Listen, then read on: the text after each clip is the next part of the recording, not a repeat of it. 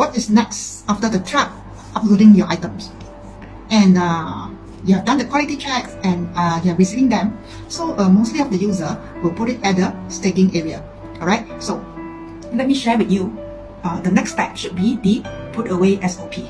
Yeah, so once the item is checked, barcoded and received, so those items normally user will put it at the staging area. So the next process will be the put away. Alright, so a new notifications will be received by the put away team.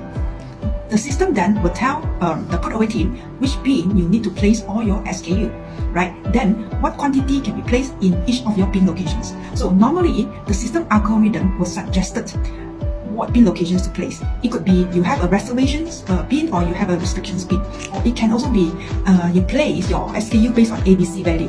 Means that it can be placed based on the term of value, or it can be placed based on the term of turnover of your item, right? So it can be also placed based on the SKU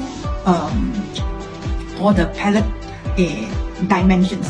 Yeah, so certain bin have their can place certain SKU dimensions, right?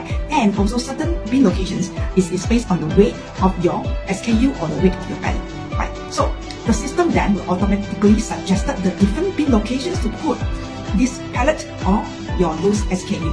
Alright, so all this actually is guided by the WMS system. So based on the how you do the setting, and to ensure that the SKU is placed in the right bin locations, and also to ensure that the put away is completed in the minimum possible time. Yeah.